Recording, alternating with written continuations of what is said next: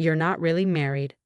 Eleanor's voice cut through the elegant dining room like a knife, causing all conversation to halt. My mother-in-law stood at the head of the table, wine glass in hand, a triumphant smirk playing across her face. "The wedding was fake. That priest? Just an actor I hired.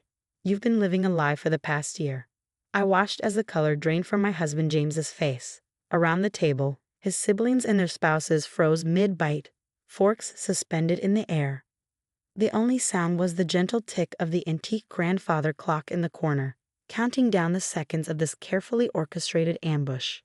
My name is Victoria Matthews, and at 32, I never expected to have my marriage declared fraudulent over Sunday dinner. But then again, I never expected a lot of things about Eleanor Blackwood.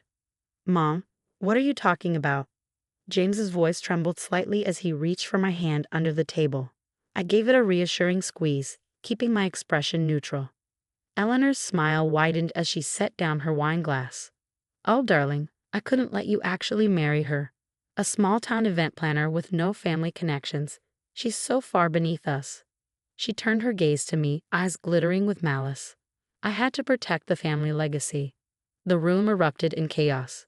James's sister Charlotte gasped. His brother Marcus started arguing with Eleanor, and his father Richard just sat there, staring into his whiskey glass like it held all the answers.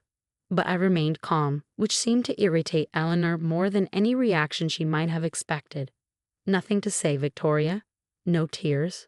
No dramatics?" I reached for my purse, hanging on the back of my chair. "Actually, Eleanor, I do have something to say. Or rather, something to show you."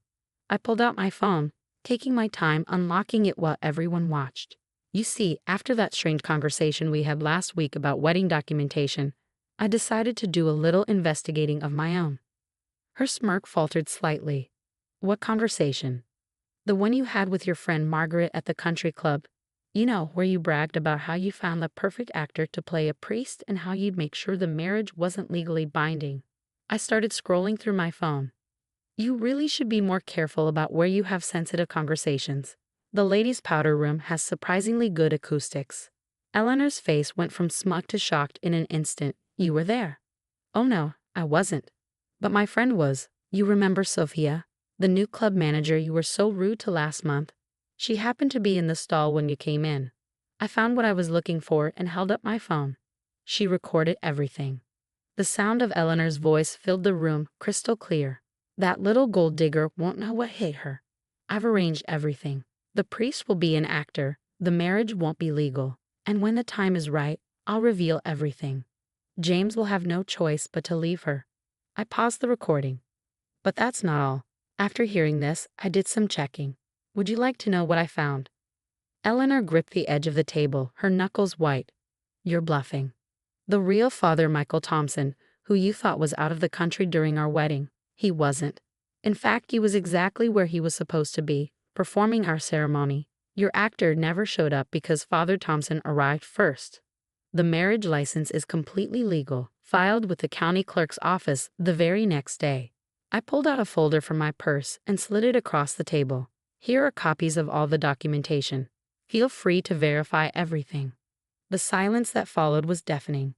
James picked up the folder with shaking hands, reading through the papers inside.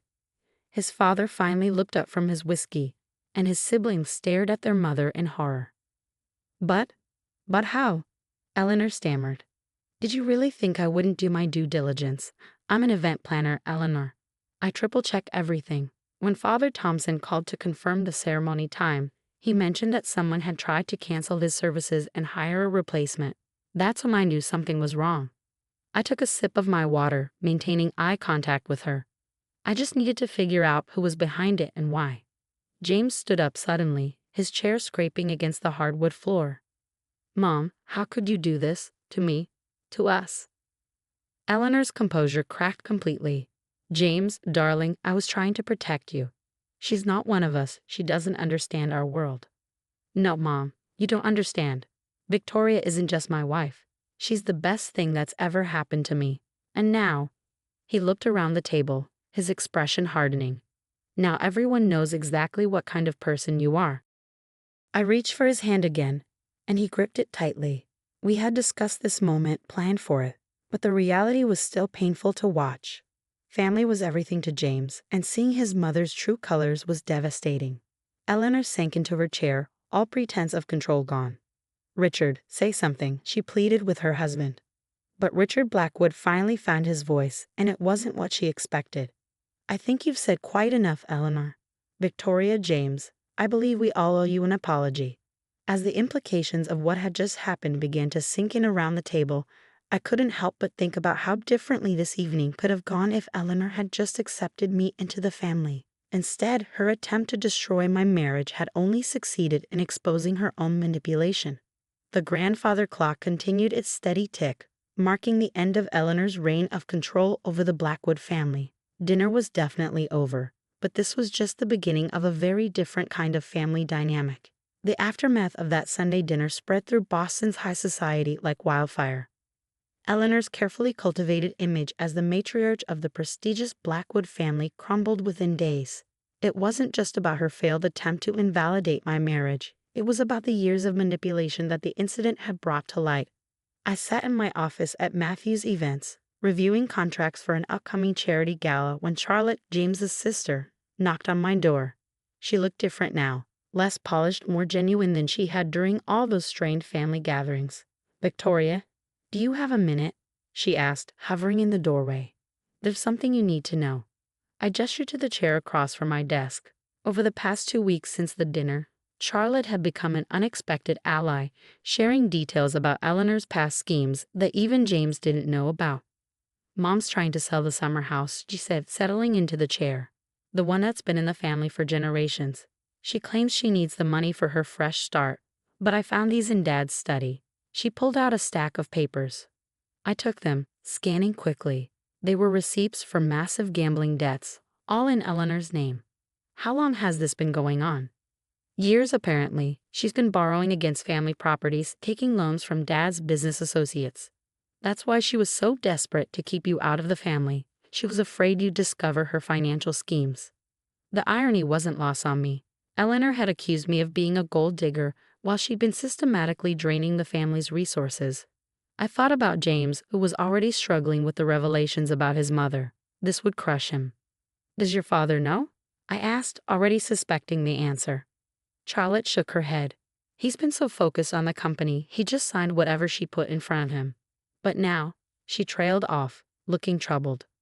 "Now what?" "Now she's threatening to expose some of Dad's old business dealings if he doesn't give her what she wants. She's cornered Victoria, and she's getting desperate." I leaned back in my chair, thinking. Eleanor's desperation made her dangerous, but it also made her predictable. What exactly does she want? $2 million and a public statement from the family supporting her version of events, that the whole wedding scandal was a misunderstanding and that she was acting in the family's best interests. I couldn't help but laugh. She really doesn't give up, does she? "No," Charlotte agreed. "But this time we have something she doesn't know about." She pulled out one more document, a letter from Eleanor to her friend Margaret, dated just before my wedding to James. In it, Eleanor detailed not just her plan to fake the ceremony, but her years of financial manipulation and her methods for hiding money from the family. "Where did you get this?" I asked, reading through the damning confessions. "Margaret sent it to me. Apparently, Mom tried to implicate her in some of the schemes, and she didn't appreciate being thrown under the bus." Just then, my phone buzzed with a text from James. "Mom's called an emergency family meeting for tonight. Said she has an announcement." I showed the message to Charlotte, who grimaced. "She's going to try to control the narrative again." "Not this time," I said firmly. "I think it's time we show everyone exactly who Eleanor Blackwood really is." That evening, we gathered in the Blackwood family library. Eleanor stood by the fireplace, looking every inch the wrong society matron in her expensive suit and perfectly coiffed hair. Richard sat in his usual leather armchair, while James, Charlotte, Marcus, and their spouses arranged themselves around the room. I chose to stand, keeping one hand on the folder containing Margaret's letter. "I've asked you all here because I believe it's time to put this unfortunate situation behind us," Eleanor began, her voice carrying that familiar note of authority. "I'm willing to forgive the recent unpleasantness if we can come to an arrangement." James tensed beside me, but I squeezed his hand, silently asking him to wait. Eleanor continued, outlining her demands: the money, the public statement, the restoration of her social position. She was so focused on her performance that she didn't notice Charlotte slipping out her phone or Marcus moving closer to the door. When she finished, I stepped forward. "That's a very generous offer, Eleanor. But I have a counter-proposal." She blinked, clearly thrown by my interruption. "This doesn't concern you." "Actually, it concerns all of us, especially when you're trying to blackmail a family into covering up your gambling debts." The color drained from her face. "I don't know what you're talking about." I opened the folder and began reading from Margaret's letter. With each word, Eleanor's composure cracked further. By the time I finished, she was gripping the mantelpiece for support. "How dare you," she whispered. "Those are private matters." "Private matters?" Richard's voice boomed from his chair.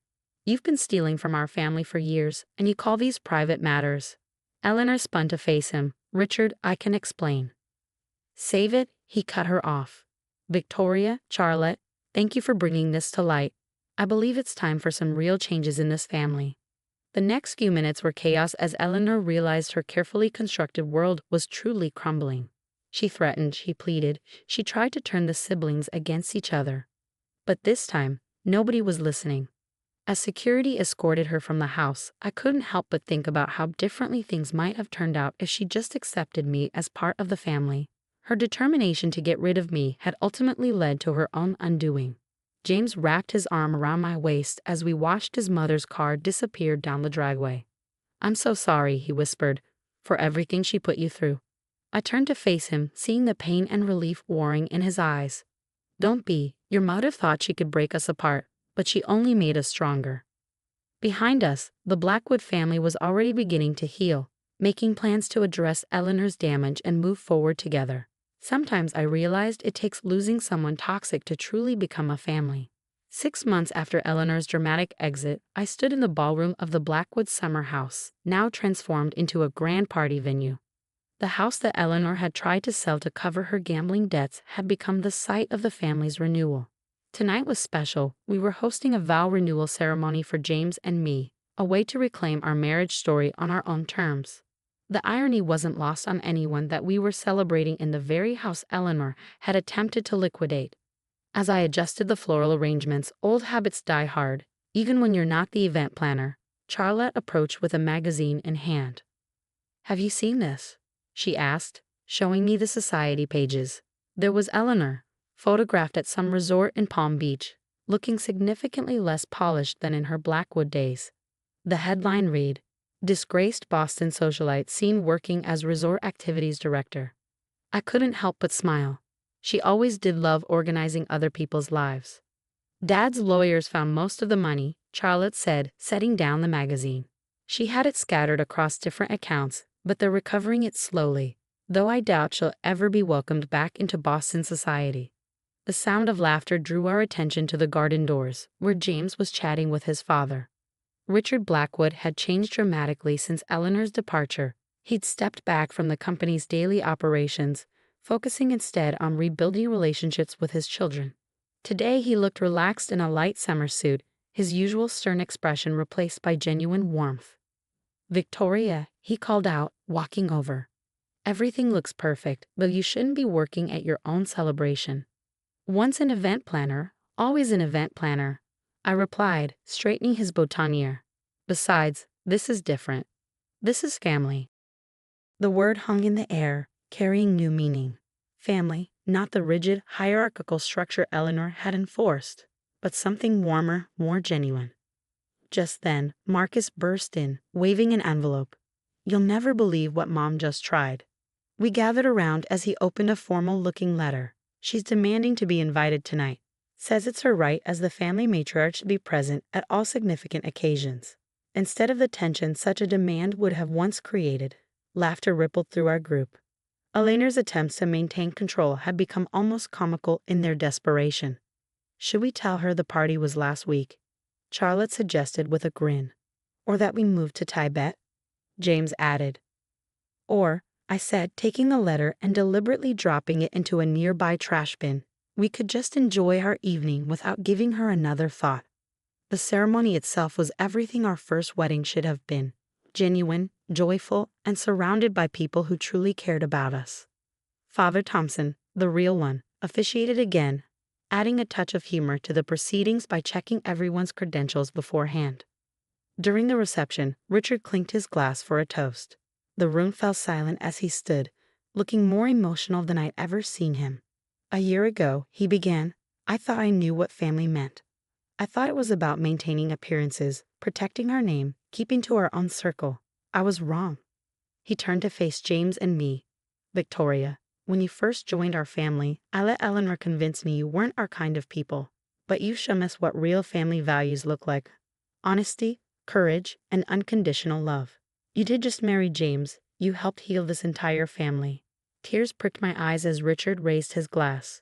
To Victoria and James, thank you for showing us a better way to be a family. Later that evening, as James and I swayed to a slow dance, he whispered, any regrets? About how everything turned out with Mom. I thought about Eleanor, about her schemes and manipulation, about how her attempts to destroy us had ultimately freed the entire family from her control. None, I replied honestly. She tried to prove I didn't belong in this family, but instead she proved she was the one who never understood what family really means. James pulled me closer. You know, she called me yesterday. Wanted to know if I'd support her moving back to Boston. And I told her she'd lost the right to dictate our lives the day she tried to invalidate our marriage. She didn't like that much. I glanced around the room, at Charlotte teaching her kids a silly dance move, at Marcus and his husband planning their upcoming adoption, at Richard actually relaxing and enjoying himself. I'd say we're doing pretty well without her influence. The summer house, once a symbol of Eleanor's materialistic values, had become something else entirely. A place where the Blackwood family could be genuine, where pretense fell away, and where love didn't come with conditions. As the evening wound down, I stepped out onto the terrace for a moment of quiet. The garden lights twinkled like stars, and the soft sound of waves from the nearby beach created a perfect backdrop for reflection. Eleanor had tried to prove I didn't deserve this life, this family. Instead, she'd proven that sometimes the people who try hardest to protect family traditions are the ones who understand family the least. I smiled, thinking of the irony. In trying to break us apart, she'd made us stronger. In trying to maintain control, she'd lost everything. And in trying to prove I didn't belong, she'd helped me find my true place in the family she left behind.